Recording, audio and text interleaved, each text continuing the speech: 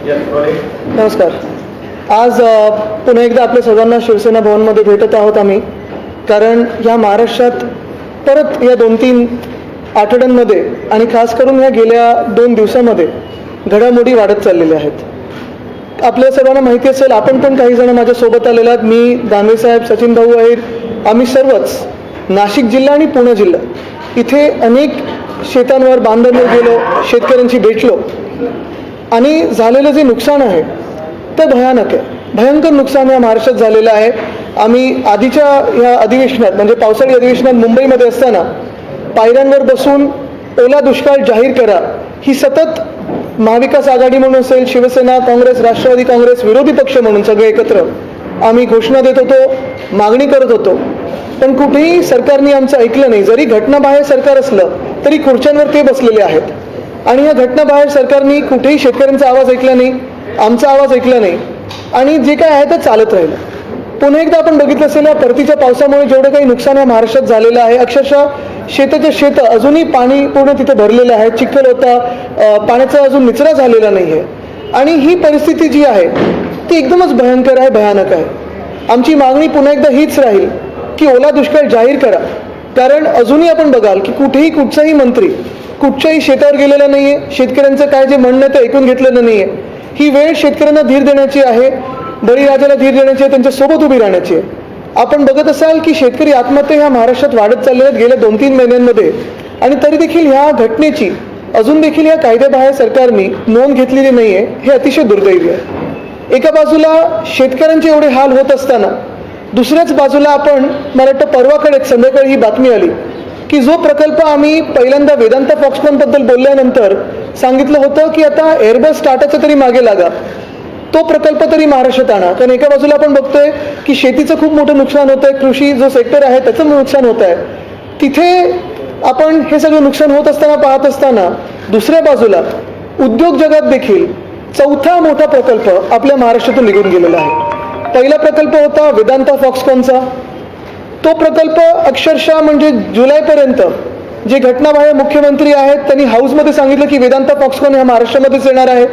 ऑगस्टपर्यंत त्यांच्या बैठका चालल्या, सप्टेंबरच्या पहिल्या आठवड्यात देखील त्यांच्या बैठका झाल्या आणि सप्टेंबरमध्ये हा प्रकल्प गुजरातला निघून गेला. दुसरा म्हणजे bulk drug park. Bulk drug park देखील मी अनेकदा सांगितलेलं आहे की आपल्याकडे 394 फार्मसी कॉलेजेस असून आपण ड्रग प्रोडक्शनमध्ये म्हणजे फार्मसी प्रोडक्शनमध्ये हायेस्ट असून, वॅक्सिन प्रोडक्शनमध्ये मला वाटतं देशात हायेस्ट असून देखील बल्क ड्रग पार्क हे 4 अन्य राज्यांना दिले गेले पण महाराष्ट्रात काही हे आणू शकलं नाही. तिसरं होतं मेडिकल डिव्हाइस पार्क. आता बघा तुम्ही, वेदांता फॉक्सकॉन आम्ही पुणे जिल्ह्यात आणणार होतो, बल्क ड्रग पार्क हा रायगड जिल्ह्यात येणार होता, मेडिकल डिव्हाइस पार्क हे ऑरिक सिटीसाठी आम्ही करणार होतो जिथे संभाजीनगर जिल्ह्यात येणार होता. तिथे देखील अशीच मोठी गुंतवणूक आली असती आणि अनेक क्लस्टर इंडस्ट्रीज त्याच्यासोबत आल्या असत्या. आता 4था जो आम्ही जुलैपासून आरडाओरडा करतो, याच्यावर ओरडत बसलेलो आहे की एअरबस टाटा तरी जाऊ देऊ नका, तो आज प्रकल्प आपल्या हातातून गेलेला आहे. दुःख ह्या गोष्टीचं होतं की ठीक आहे, अनेक राज्य ह्याच्यात स्वतःची पिच करत असतात, स्वतःची काही म्हणणं असतं ते म्हणत असतात, ह्या कंपनीच्या मागे जातात, कंपनीसोबत चर्चा करतात, करार करतात आणि तिथे तिथे त्या राज्यांमध्ये तो प्रकल्प घेऊन जातात. पण एक ह्याच्यातून बघायला मिळतं स्पष्टपणे की जेव्हा आपण डबल इंजिनचं सरकार बोलतो तेव्हा महाविकास आघाडीचं सरकार जेव्हा होतं तेव्हा केंद्र सरकार बरोबर आमचं डबल इंजिन हे परफेक्टली नीट चाललेलं. कदाचित हे घटनाबाह्य सरकार आल्यानंतर एक इंजिन हे फेल झालेलं आहे आणि म्हणून जी काही गुंतवणूक या महाराष्ट्रात यायची होती ती गुंतवणूक इतर राज्यांमध्ये गेलेली आहे. कदाचित तिकडच्या राज्यांच्या निवडणुकींसाठी असेल, तिकडे अजून काही चांगलं देऊ शकत असतील, पण अजून एक बघायला मिळतं की कुठच्याही उद्योजकांमध्ये किंवा गुंतवणूकदार असतील त्यांना ह्या सरकारवर विश्वास राहिलेला नाहीये. जसं आम्हाला या सरकारवर विश्वास राहिलेला नाहीये तसं कुठेही इन्व्हेस्टर्सना या घटनाबाह्य सरकारवर, जे थोड्या दिवसाचं सरकार आहे, काल परवाकडे पण मला काही बातमी ऐकू आली आतून की काही आमदार नाराज आहेत, 2-3 आमदारांचे जगजाहीर भांडणं चालले आहेत. हे सगळं होत असताना देखील मला वाटतं महाराष्ट्र ज्या परिस्थितीतून चाललेलं आहे ही काही चांगली लक्षणं नाही आहेत. एका व्यक्तीच्या गद्दारीमुळे, एका व्यक्तीच्या राक्षसी महत्वाकांक्षांमुळे आपला महाराष्ट्र हा गेले 2-4 महिने फटका खात सतत पुढे चाललेला आहे. पुढे चाललाय की मागे चाललाय हे आता आपण ठरवायचं. पण कायदा सुव्यवस्था असेल, उद्योजक आणि त्यांचं जगत असेल किंवा शेती असेल, कुठेही लक्ष न देता राजकारण, घाणेरडं राजकारण ह्याच्यावर पूर्ण फोकस राहिलेला आहे. आणि म्हणून आज निषेध करावा तेवढं कमीच आहे. पण मग हे सगळं होत असताना माझा एक थेट प्रश्न आहे की एका बाजूला शेतीचं नुकसान झालेलं आहे, कुठेही बांधावर आपले मंत्री दिसत नाहीयेत. परवाकडे दानवे साहेबांनी मी विचारत होतो शेतकरी बांधवांना की कृषी मंत्र्यांना बघितलंय का, कृषी मंत्र्यांचं नाव माहितीये का? कोणाला त्यांचं नाव माहिती नव्हतं, कोणी त्यांना बघितलं नाहीये. कृषी मंत्री राजीनामा देणार का? मुख्यमंत्री उपमुख्यमंत्री हे त्यांचा राजीनामा घेणार का? कारण एवढी मोठी परिस्थिती असताना देखील जिल्हाधिकाऱ्यांसोबत त्यांना बसायचं असतं वेगळा कार्यक्रम करायला, पण कुठेही शेतकऱ्यांचं जे काही हित आहे ते मनात त्यांनी घेतलेलं नाहीये. आणि दुसरा विषय हाच आहे की चौथा मोठा प्रकल्प निघून गेल्यानंतर हातातून निघून गेल्यानंतर जेव्हा उद्योग मंत्री सप्टेंबरमध्ये एखाद्या चॅनलवर जाऊन हमखासपणे सांगतात, छाती ठोकून सांगतात की आम्ही केंद्राकडे जाऊ आणि एअरबस टाटा आणू आमच्याकडे, मिहानमध्ये तो आणणार आहोत आम्ही, मग तो निघून कसा गेला? एक तर उद्योग मंत्री खोटं बोलत होते किंवा इतर काय घडलं पडद्यामागे आम्हाला माहिती नाही, पण उद्योग मंत्र्यांचा राजीनामा घेणार का? कारण महाराष्ट्राला उद्योग मंत्र्यांचा राजीनामा हवा आहे. ट्विट करताना देखील बघा, ट्विट करताना परवाकडे उद्योग मंत्री हे शेतीबद्दल बोलत होते, कृषी मंत्री हे एक्साईजच्या विषयावर बोलत होते, जिल्हाधिकाऱ्याला विचारत होते, आणि काल की आज उद्योगावर लिहिलेलं आहे. ठीक आहे, तुम्ही माझी मजा उडवू शकता, मला नावं ठेवू शकता, पण महाराष्ट्राला तुम्ही जेवढं मागे नेत आहात महाराष्ट्र तुम्हाला माफ करणार नाही. ह्याच्यात आपल्याला अजून काही प्रश्न असतील तर विचारू शकता. हा, आपण जवाब देंगे ना. उद्योग खात्यामध्ये 2014 पासून शिवसेनेकडे होतं, आता सुद्धा जर स्पीड झाला असेल तरी सुद्धा आता त्या शिवसेनेकडे. ती शिवसेना नाहीये, ती गद्दार सेना आहे. ती शिवसेना नाहीये, गट नाहीये, ते गद्दार आहेत. बरं ठीक आहे, त्यांच्याकडे आता ते आहे, पण मग नक्की इतक्या वर्षात नक्की अशा कोणत्या आणि काय गोष्टी उद्योग खात्यात झाल्यात की त्या सगळ्याची परिणिती आता उद्योग बाहेर जाण्यामध्ये? आता हेच आहे ना, तर आपण बघत असाल देसाई साहेब मला वाटतं 2014 पासून उद्योग मंत्री महोदय होते. देसाई साहेबांनी त्यावेळी देखील 2014 ते 19 आणि 19 नंतर देखील आपण बघितलं असेल कोविडच्या काळात, म्हणजे जून 2020 पासून साधारण ऑक्टोबर जून 2022 पर्यंत 6.5 लाख कोटीची गुंतवणूक आणू शकले. आम्ही जेव्हा दावोसला होतो तेव्हा देसाई साहेब, मी, नितीन राऊत साहेब, आम्ही तिघही तिथे असताना कदाचित पहिल्यांदा महाराष्ट्रात दावोसमधून 80,000 कोटीची गुंतवणूक आम्ही आणू शकलो. आणि मुख्य गोष्ट हीच आहे की केंद्र सरकार हेच होतं, तिथे देखील आमच्यासोबत केंद्र सरकारचं डेलिगेशन होतं. म्हणजे जर महाविकास आघाडी आणि केंद्र सरकार एकत्र काम करू शकत होते आणि महाराष्ट्रात गुंतवणूक आणू शकत होते, तर नक्की ह्यांचं इंजिन का फेल झालंय? ह्यांचं एकतर लक्ष नसेल अजूनही.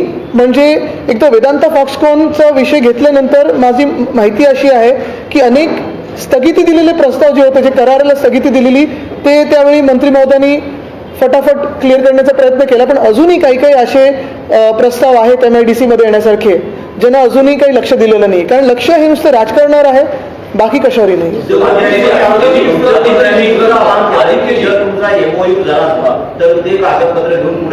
हो, पण आता उद्योग मंत्री आहेत कोण? आणि छाती ठोकपणे मग चॅनलवर येऊन सांगितलं कशाला होतं? चला एक क्षण धरा की आम्ही काही बोललोच नाही, पण केंद्रात तुमचं सरकार आहे, राज्यात तुमचं सरकार आहे, एकाच पक्षाचं सरकार असताना मग उद्योग मंत्री जेव्हा एखाद्या TV चॅनलवर जातात आणि सांगतात की आम्ही केंद्राशी बोलू, आम्ही टाटाशी बोलू, मग टाटा साहेबांना का भेटायला गेलं तर तेव्हा काय चर्चा झालेली की गुजरातला ते पाठवा?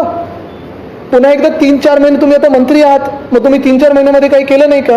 बरं, 2 माझ्याकडे पत्र आहेत जी आपल्या माध्यमातूनच मला सर्वांच्या माध्यमातून मिळालेली आहेत. एक आहे छगन भुजबळ साहेबांचं, ते 31 ऑक्टोबर 2021 लिहिलेलं टाटा साहेबांना, N चंद्र साहेबांना, आणि हे टाटा साहेबांना पत्र आहे. दुसरं पत्र जे आहे ते गडकरी साहेबांचं आहे, ते ऑक्टोबर 2022. म्हणजे दोन्ही ऑक्टोबरचीच पत्र आहेत, 21 आणि 22. ह्याचा अर्थ हाच होतो की काल जी त्यांनी माहिती सांगितली की सप्टेंबरमध्येच मागच्या गुजरातबरोबर करार झालेला, ही चुकीची आहे. आता देसाई साहेब, खरं की खोटं मला सांगा, आपण 7 वर्ष आपण सगळे एकत्र काम करतात, गेले 2.5 वर्ष मी आपल्यासोबत काम करतो, शिकत आहे. कुठचंही राज्य सरकार करार जेव्हा करतं, मग दुसऱ्या राज्याचा मंत्री सांगू शकतो का की आम्ही तिकडून इथे खेचून आणू? असं होतच नाही. म्हणजे स्वतःचं काम त्यांना जमत नाहीये. आता मला वाटतं हा दुसरा की तिसरा पक्ष आहे त्यांचा. आधी देखील राज्यमंत्री म्हणून त्यांनी काम केलेलं आहे, आता कॅबिनेट मंत्री म्हणून काम करतात, आमच्या वेळी देखील कॅबिनेट मंत्री म्हणून काम केलं, पण अजूनही कार्यपद्धत ते शिकलेच नाहीयेत. उद्योगमंत्री म्हणताय की एक मोठा प्रोजेक्ट किंवा मोठा प्रकल्प लवकरच रोजगार निर्माण करणारा मोठा प्रकल्प ऐका, आम्हाला आनंद होईल. ऐका, खरोखर जर मोठा नवा प्रकल्प ज्याची कुठेही काही आधी ही तयारी नव्हती आणि माहिती नाही असा जर आला तर स्वागतच होईल त्याचं. कारण आपल्याला जास्तीत जास्त रोजगार निर्माण झाले पाहिजे, जास्त गुंतवणूक महाराष्ट्रात पाहिजे, ते स्वागतच करू. पण जर उद्या रिफायनरीचा प्रकल्प हा दिला आणि हीच ती नुकसान भरपाई झाली असं सांगत असतील तर ती फसवणूक होईल. याचं कारण असं की रिफायनरीच्या प्रकल्पाची गोष्ट केंद्र सरकारकडून किंवा त्या कंपन्यांकडून गेले 8-10 वर्षापासून चालू आहे. नाणार रद्द झालं, परंतु दुसरी जागा राजापूर जिल्ह्यातली निवडून MIDCने त्याचं भूसंपादन केलं. कंपन्यांना ती सगळी माहिती दिलेली आहे. त्यानंतर ही सगळी प्रक्रिया चालू असताना मुख्यमंत्री उद्धव बाळासाहेब ठाकरे यांनी केंद्र सरकारला पत्र लिहिलं आणि त्याच्यामध्ये आम्ही या बारसू राजापूर या ठिकाणी काय काय सगळी तयारी केलेली आहे, तिथल्या ग्रामपंचायतीचे ठराव झालेले आहेत प्रकल्प मागण्यासाठी आणि ही सगळी वस्तुस्थिती अनुकूल आहे. आता पुढची कामगिरी ही त्या कंपन्यांनी करावी, तिथल्या स्थानिक शेतकऱ्यांशीही बोलावं, त्यांचे काही प्रश्न असतील तर त्याच्याशी चर्चा करावी त्यांच्याशी आणि बाकी आमची तयारी. ह्या मुख्यमंत्र्यांच्या पत्राला, मुख्यमंत्री उद्धव ठाकरे साहेबांच्या पत्राला केंद्रीय मंत्र्यांचं उत्तर आलं. अर्थात ते उत्तर आलं त्यापूर्वीच मुख्यमंत्री उद्धव ठाकरे यांनी राजीनामा दिला होता, परंतु त्यांनी मुख्यमंत्र्यांनी पाठवलेल्या पत्राची दखल घेऊन त्याच्यामध्ये आम्ही तुम्ही दिलेल्या सगळ्या माहितीची दखल घेतली आहे आणि आमचं शिष्टमंडळ ह्या कंपन्यांचं लवकरच जात आहे. इतकी सगळी प्रगती झाली आहे आणि आता तर जर त्या प्रकल्पाची घोषणा झाली, कारण ते सगळं संपादनच झालेलं आहे, सगळ्या गोष्टी खूप प्रगत अवस्थेत आहेत, ते जर सांगत असतील तर ती मात्र ह्या झालेल्या नुकसानीची नुकसान भरपाई नव्हे, ही प्रक्रिया चालूच आहे. कुठली नवीन गुंतवणूक येते हे मात्र समजून घ्यायला आम्ही उत्सुक आहोत. बरं, अजून एक ह्याला ॲडिशन असं आहे की जसं उद्योग मंत्री हे आम्हाला सांगतायत की ह्याच्यापेक्षा मोठा प्रोजेक्ट येईल, तसं मला वाटतं जे घटनाबाह्य मुख्यमंत्री आहेत ते सांगतात की कॅबिनेट एक्सपेन्शन मध्ये आमच्यापेक्षा मोठा तुम्हाला कॅबिनेट दिला जाईल. एक मिनिट.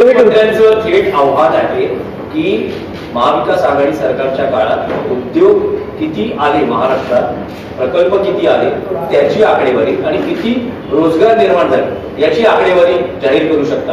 नक्कीच करू लवकर. एक मिनिट, त्यांचा प्रश्न होता ते. आपने कहा कि फॉक्सकॉन गया और मतलब देयर वाज अ प्रूफ कि आप स्विट्जरलैंड में आपने MOU तय किया था. एयरबस गया ये कैसे आप कह सकते हैं, मतलब ये जानना चाहते हैं कि एयरबस के साथ जब NDA गवर्नमेंट थी तब किस लेवल तक बातें आई थी? जिसके साफ बात है, आज हम जो बात कर रहे हैं वो 4 बड़े प्रकल्प की बात कर रहे हैं, बड़े प्रस्ताव की बात कर रहे हैं. पहला जो प्रस्ताव हमारे हाथों से गया, जो इन्वेस्टमेंट थी, वो था वेदांता फॉक्सकॉन. वेदांता फॉक्सकॉन के साथ हमारी बातें जनवरी से चालू हुई थी, लगभग जून तक जब हमारी सरकार गिराई गई.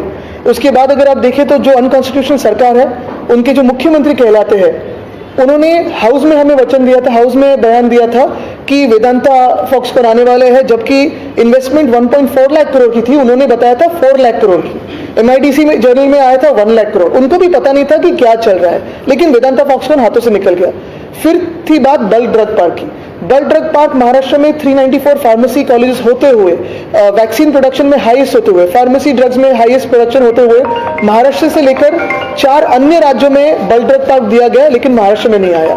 तीसरी बात हुई मेडिकल डिवाइस पार्क की.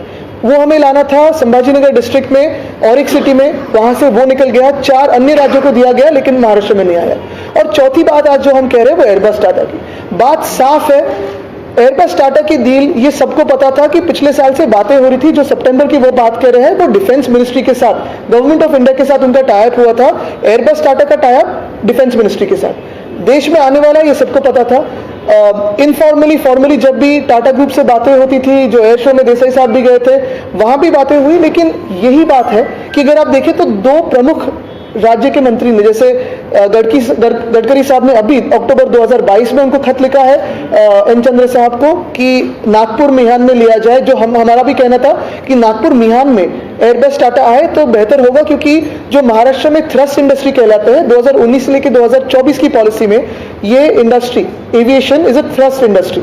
ATF में भी हम हाईएस्ट है, बोइंग है, HL महाराष्ट्र में है. तो काफी सारी बातें हैं जो इसको कंड्यूसिव है. जहां नहीं मैं बात कर रहा हूं उसी पर. तो ये बात हुई.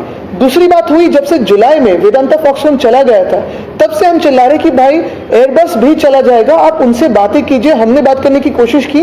अभी आपकी सरकार केंद्र में भी है, राज्य में भी आपकी सरकार है. एयरबस टाटा को तो मिहान में लाइए.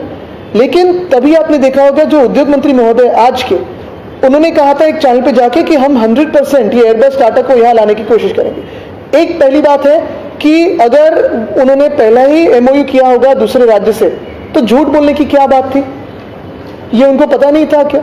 और अगर नहीं पता था तो इतने कॉन्फिडेंस से कैसे बात कर सकते हैं कि हमने लाया? चलो हमने कुछ नहीं किया होगा, आपने तो करना चाहिए था। डबल इंजन की सरकार में एक इंजन फेल कैसे हुई? और इतनी फेल हुई कि चारों प्रोजेक्ट हाथ से निकल गए। भाजपने असं मत मांडले असतात की मागच्या 2.5 वर्षामध्ये हे प्रकल्प थांबवण्यासाठी काही लीगल डॉक्युमेंट झाले असतील किंवा काही लीगल थांबवण्यासाठी प्रयत्न झाले असतील तर ती कागदपत्र मग समोर आणली का जात नाही? आता एक चांगलं झालं की पहिल्यांदा तो पक्ष बोललाय, दोन दिवस त्यांना गद्दारांना मार खायला ठेवलेलं प्रेसमध्ये, तर त्याच्यात पण हेतू काय बघा, विचार करा की खरोखर भाजप ह्या 40 लोकांच्या पाठीशी उभा आहे की त्यांना पण हे दाखवायचं की या 40 लोकांना काही प्रशासन जमत नाही, हे थोडा विचार करा।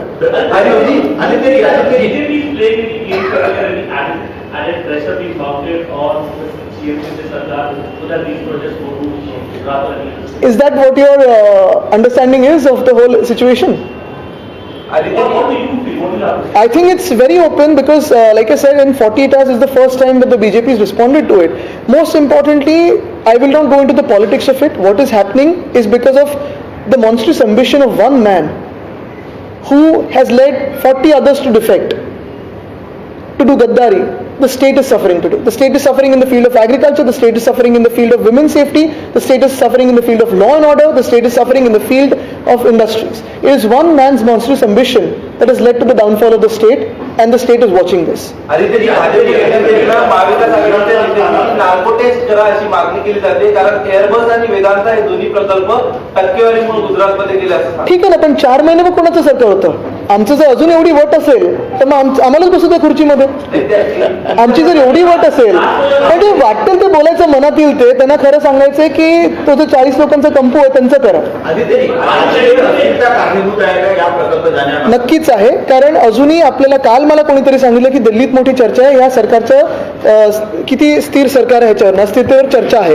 आणि महत्वाची गोष्ट हीच आहे की कुठच्याही उद्योजकाला विश्वास नाही आहे या सरकारवर आणि किती दिवस हे सरकार चालतं। खरं मी जर आज उपमुख्यमंत्री महोदय ज्या पोझिशनमध्ये आहेत असतो तर या सरकारमधून पाठिंबा काढून घेतला असता, कारण आपण बघतोय की ह्या सगळ्या गोंधळामध्ये त्यांचंही नाव खराब होतं आणि त्यांचं नाव खेचलं जातं।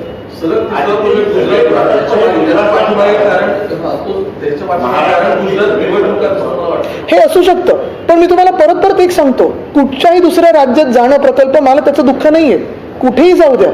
जेव्हा मी डॅवोसला होतो तेव्हा पण माझे इंटरव्ह्यू बघा, 6 की 7 आम्ही राज्य होतो तिथे, आंध्र होतं, तेलंगणा होतं, कर्नाटक होतं, मध्य प्रदेश होतं आणि केंद्र सरकारचं पण डेलिगेशन होतं।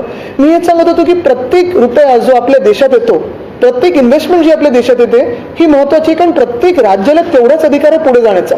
पण वाईट ह्या गोष्टीचं वाटतं की आपलं राज्य काहीच करत नाही हे गुंतवणूक आपल्या राज्यात आणण्यासाठी। आता तुम्ही बघा, शिवराज चव्हाण साहेब पुण्यात येऊन गेले, तिथे गुंतवणूकदारांची चर्चा केली, उद्योजकांची चर्चा केली। मी त्यांचं कौतुक करतो की मुख्यमंत्री म्हणून दुसऱ्या राज्यात जाऊन आमच्या राज्यात काय आणू शकतात हे त्यांनी विचार केला। नवीन पटनायक साहेब आपल्या राज्यात आले, त्यांनी चर्चा केली, त्यांनी इथे इन्व्हेस्ट इन ओडिशाचा स्टॉल लावलेला, त्यांचं कौतुक करतो, कारण दुसरा मुख्यमंत्री आपल्या राज्यात येऊन, मला वाटतं गेहलोत साहेबांनी पण तसं केलेलं आहे। हे सगळं होत असताना आमचे मुख्यमंत्री कुठे जात आहेत? दहीहंडी बघायला, मंडळ फिरायला, घरी कोणाचं तरी जायचं, तो गद्दारी करतो का मग शाल घालायची। हे किती वेळ चालणार अजून? हे कुठेतरी लाज वाटायला पाहिजे ना, आम्हाला तरी लाज वाटायला लागले की अरे आमचे मुख्यमंत्री नक्की करतायत काय? घटना बाहेर जरी असले तरी आता खुर्ची त्यांच्याकडे पकडून बसलेत खुर्चीला। बाकी राज्यों के मुख्यमंत्री महाराष्ट्र में आ रहे हैं, लेकिन महाराष्ट्र के मुख्यमंत्री आते क्यों नहीं? यही पूछ रही है, यही मैं बात कह रहा हूँ और यही मैं उनका अभिनंदन करना चाहता हूँ। यही जो मैंने कहा कि डावोस में जब हम थे तब देसाई साहब, मैंने, नितिन राउत साहब ने यही स्टैंड लिया था कि इन्वेस्टमेंट हमारे देश में आए, किसी भी राज्य में जाए लेकिन इन्वेस्टमेंट देश में आए, क्योंकि इन्वेस्टमेंट और रोजगार ये हमारे देश के लिए बहुत महत्वपूर्ण है। लेकिन अगर इस बात से अगर देखें, इस नज़रिए से देखें तो देश में अंतर्गत जो राज्यों के रिलेशनशिप्स होते हैं, इन्वेस्टमेंट के रिलेशनशिप्स होते हैं, तो फिलहाल हाल ही में मुझे लगता है शिवराज सिंह चौहान साहब आके गए, नवीन पटनायक साहब आके गए, गहलोत साहब आके गए, अपने अपने राज्यों की बात उन्होंने महाराष्ट्र में कही। लेकिन हमारे जो अनकॉन्स्टिट्यूशनल सीएम साहब है वो कहीं नहीं जा रहे, वो तो मंडल घूम रहे हैं, अभी भी वो सीएम मोड में नहीं है। और शायद यही मैंने बात की कि अगर डीसीएम जिस पद पे है, जिस पोजीशन में है, अगर मैं वहां होता तो मैं इस्तीफा देके फ्रेश इलेक्शंस लेता, क्योंकि उनका भी नाम इसमें खराब हो रहा है। सेपरेट इशू, गुजरात सरकार के यूनिफॉर्म सिविल कोड लाने के प्रयासों को आप किस तरीके से देखते हैं? नहीं, आज मुझे लगता है इसी पे बात होनी चाहिए, क्योंकि ये सब कुछ भी हो, आज इस देश में सबसे इंपॉर्टेंट चीज यही है, रुपए की वैल्यू, इन्वेस्टमेंट आ रही कि नहीं, और बढ़ती हुई बेरोजगारी। मुझे लगता है इसी पे बात होनी चाहिए, क्योंकि ये सारी जो चीजें हैं वो पेरिफेरल चीजें हैं, होनी चाहिए नहीं होनी चाहिए उन पर लार्जर डिबेट हो सकती है। लेकिन अगर मैं 20 साल का हूँ, 22 साल का हूँ, 25 साल का हूँ, मेरी कॉलेज की शिक्षा पूरी हुई है, तो जॉब कौन देने वाला है? सबसे पहली चीज ये है, सबसे अहम चीज ये है। So, on this very issue, do you feel the Tatas had lost their interest long back because of the political instability in Maharashtra? The sitting ministers who are being arrested, perhaps the Tatas realize there's a tug of war going on between the center and the state? I think if you realize from July 2022 onwards, after the Gaddar Sarkar has been sworn in, largely what has happened is everyone has lost faith in the stability of this government. Nobody knows who's running the government, nobody knows who's in charge of the government, nobody knows who's taking the shots. Everyone feels it's a chaotic situation, and therefore no investor is looking towards Maharashtra today. Cumulatively, what is the money loss and job loss that is happening? More than the money loss and job loss is a loss of face for Maharashtra, unfortunately. Maharashtra at a certain point, right up to now, even when you had the BJP Sena government from 2014 to 2019, when Desai Saab was the industries minister, was attracting a lot of investment based on its merit. I have seen the faithfulness that Desai Saab had with the investors when we spoke at Davos or here or different conventions. Today, nobody knows what is going on. And it's a loss of face for us, it's a loss of pride for us, and loss of opportunity. Even today, there are lakhs of people who come to Maharashtra, come to Mumbai, come to Pune, come to Nagpur, from across the country, from different states of the country, in search of jobs and looking for their dreams.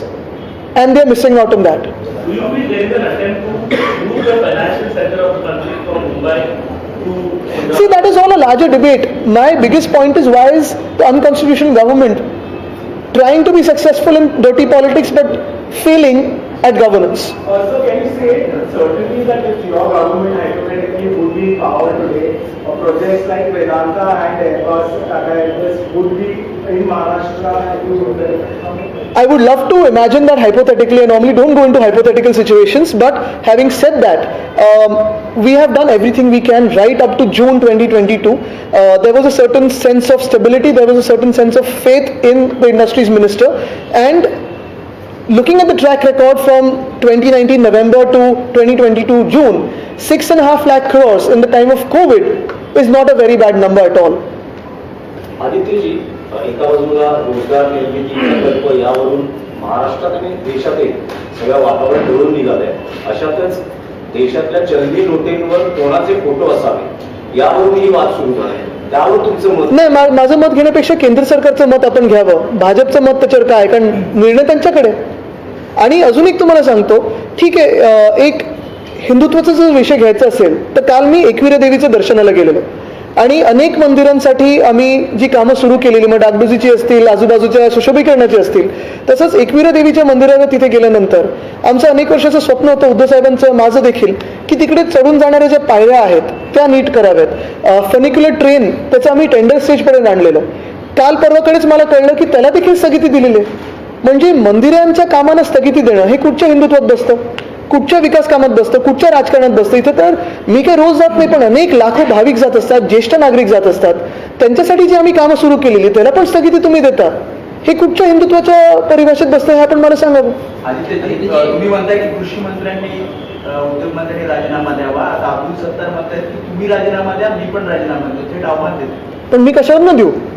हो, हीच परिस्थिती झाली. त्यांना माहितीच नाही रोज काय करायचं आणि रोज काय बोलायचं. त्यांना गुदगुले झाल्यासारखे हसत सुटलेत ते. नाही, ते उदय सामंतांना बोलले की कोणाला बोलले? अच्छा, नाही, काय आहे की पुढच्या 5-6 दिवसात ते मुख्यमंत्र्यांना पण हेच बोलू शकतील. तिथे तशी परिस्थिती आता निर्माण होते, तुम्ही लक्षात घ्या. कारण तिथे एक व्हाईस कॅप्टन कोणतरी नवीन बनलेलं आहे. हे मी आता जास्ती बोलत नाही, ते आपल्याला गुपित माहिती आहे, ते मला माहिती नाही. पण एक महत्वाचं एक मिनिट ह्याच विषयावर एक अजून महत्वाचं आहे. जसं कृषी मंत्री ह्याच्याबद्दल बोलत आहेत, अतिवृष्टीचे देखील नुकसान भरपाई कुठेच दिलेली नाहीये. पंचनामे अनेक ठिकाणी झालेले आहेत. प्रस्ताव सरकारकडे दुसऱ्यांदा गेलेला आहे, पण पैसा 1 रुपयाचा सुद्धा आलेला नाहीये कलेक्टर्सकडे किंवा जी काही यंत्रणा असते त्याच्याकडे. आणि जिथे जिथे आम्ही दुसरीकडे गेलो तिथे पंचनामे पण झाले नाहीये. प्राथमिक सर्वेचे आदेश दिलेले आहेत, पण काय निकष लावणार, कशावरनं नुकसान भरपाई दिली जाणार, हा एक विषय झाला. तिसरी गोष्ट म्हणजे आमचे आमदार कैलाश पाटील हा 6वा दिवस आहे उपोषणाला बसलेले आहेत. त्याची देखील सारी दखल या राज्य सरकारने घेतली नाहीये. दुर्दैव हेच आहे की जेव्हा एखादा लोकप्रतिनिधी, मग कुठच्याही पक्षाचा असो, आंदोलनाला बसतो, उपोषणाला बसतो, तेव्हा साधा तिकडचं कुठचाही लोकप्रतिनिधी असेल, मंत्री असेल, यांनी फोन करून विचारपूस करणं गरजेचं. उद्धव साहेबांनी मी रोज सांगतो की लढा मोठा आहे, ते करू नका, पण ते आता शेतकऱ्यांसाठी बसलेले आहेत. मला वाटतं दानवे साहेब तिथे जाणार आहेत, मी देखील लवकरच जाणार तिथे. पण आमच्यापेक्षा मला वाटतं कृषी मंत्री पोहोचून काय नक्की आहे, किंवा सरकारने, कृषी मंत्र्यांकडून अपेक्षा पण नाही, सरकारने दखल घेऊन हा प्रॉब्लेम तातडीने सोडवला पाहिजे. अदिति जी, बहुत विशाल जिस तरह से महाविकास आघाड़ी कुछ नेताओं जिसका आपका भी नाम आया था, का नाम आया, सिक्योरिटी बताने की बात की जाए, क्या लगता है कि वाकई द्वेष की भावना से, क्योंकि जब सिक्योरिटी मुहैया कराया थी, थ्रेट परसेप्शन होता है, चीफ सेक्रेटरी के सामने एक बैठक होती है, उसके प्रश्न ऐसा है, बिना बैठक के नहीं, कोई डिग्निटी की अपेक्षा भी नहीं है हमें. एक बात जानिए, लेकिन भास्कर यादव साहब की सिक्योरिटी जब 11 बजे निकाली गई, 2 बजे उन पर हमला हुआ था. तो ऐसे कोई षड्यंत्र बनाया जा रहा है क्या, ये पहली बात है, क्योंकि लॉ एंड ऑर्डर सिचुएशन इस राज्य में बहुत ही खराब होते जा रही है. यहीं जहां हम बैठे, वहां के जो स्थानिक गद्दार है, आमदार, उन्होंने पुलिस स्टेशन में गोलियां चलाई थी, अभी तक उस पर कोई कार्रवाई नहीं हुई है. ये बात है. और दूसरी बात, ठीक है हमारी सिक्योरिटी ले लो, लेकिन युवाओं की जो जॉब सिक्योरिटी है वो तो दे दो. सर, मराठीमध्ये महाराष्ट्रातल्या अनेक नेत्यांची सिक्युरिटी कमी केली जाते, परंतु नार्वेकरांची सिक्युरिटी वाढवली त्यामध्ये कुठचे स्पीकर की आमचे? नाही, एक महत्वाचं आहे, आपण बघा, सिक्युरिटी कमी करणं वगैरे हे सरकारच्या हातात असतात, तर त्याच्यात राजकीय काही विषय वगैरे का, हा वेगळा विषय झाला. भास्कर जाधव साहेबांवर हमला जेव्हा झाला तेव्हा 11 वाजता त्यांची सिक्युरिटी काढली आणि 2 वाजता अटॅक झालेला. असं काही षड्यंत्र ह्या इतर नेत्यांसाठी होत आहे का? कारण कायदा सुव्यवस्था परिस्थिती अशी आहे की ज्या माहीम दादरमध्ये आपण बसलो, इकडच्या स्थानिक गद्दारांनी पोलीस स्टेशनमध्ये गोळ्या चालवून अजून कारवाई झाली नाही. त्यांना आता मंत्रीपद पाहिजे, तर ठीक आहे, एक्सपेन्शन जेव्हा होईल तेव्हा होईल, अजून काही चिन्ह दिसत नाही तसं. दुसरी गोष्ट ही आहे, सिक्युरिटी काढून घ्या, पण तरुणांच्या जॉब सिक्युरिटी बद्दल कोणी बोलत नाहीये, तो महत्वाचा विषय झालेला. आणि तुम्ही ठाकरे गटातले शिवसेनेचे नेते पुन्हा एकदा लढांवर येत आहेत का? किरीटसोमय्या यांच्या, कारण किरीटसोमय्यांनी आता पुन्हा एकदा आरोप करायला सुरुवात केली आहे. माजी महापौर किशोरी पेडणेकर यांना चौकशीसाठी सुद्धा बोलवण्यात आलंय. काय स्ट्रॅटेजी? आता गेल्या 3 महिन्यातलं तुम्हाला राजकारण कळलेलं आहे, पण मला वाटतं आजचा महत्वाचा विषय हाच आहे की शेतकरी हे त्रस्त आहेत, त्यांना मदत पोचलेली नाहीये. आमचे आमदार कैलाश पाटील 6व्या दिवसावर बसलेले आहेत आज, तरी त्यांच्याकडे कोणी दखल घेतलेली नाही. शेतकरी बिचारे एवढे त्रस्त आहेत, काल आम्ही तिथे जाऊन फिरत होतो, अक्षरशः कोणी त्यांच्याकडे बघायला गेलेलं नाही बांधावर. हा दुसरा विषय. तिसरा विषय ह्याच्यात अजून महत्वाचा आहे की कदाचित आम्ही फिरायला लागल्यानंतर आता मुख्यमंत्री, उपमुख्यमंत्री परत घराघरा फिरायला सुरू होतील, महाराष्ट्रात बांधावर जातील. पण जे मला शेतकऱ्यांनी सांगितलं की साहेब, जोपर्यंत आम्हाला हातात मदत येत नाही, आम्ही यांच्यावर विश्वास ठेवणार नाही. आम्ही त्यांना विचारणार आहे देता की जाता. कारण घोषणा अनेक झालेल्या आहेत. आपल्याला आठवत असेल, जून जुलैमध्ये दहीहंडीसाठी पण घोषणा झालेली की खेळाचा दर्जा देऊ, इन्शुरन्स देऊ, अशा अनेक घोषणा झालेल्या आहेत, पण घोषणेवर कुठेही अंमलबजावणी झाली नाहीये. हातात जो पण मदत येत नाही तोपर्यंत शेतकरी हा शांतता बसणारच नाही, तरी विश्वास पण ठेवणार नाही. दुसऱ्या बाजूला जसं मी सांगितलं की उद्योजकांमध्ये देखील एक वेगळं वातावरण आहे. महाराष्ट्रात कोणाला यायचं नाहीये, कारण कायदा सुव्यवस्थेचे जे प्रश्न असतील किंवा राजकीय अस्थिरतेचे प्रश्न असतील, हे कुठेही चांगलं चिन्ह नाही महाराष्ट्रासाठी. मला वाटतं हेच मी सतत सांगत आहे की पुन्हा एकदा जर निवडणुका घेतल्या तर स्थिर सरकार येईल आणि लोकांना जे पाहिजे ते सरकार येईल. धन्यवाद.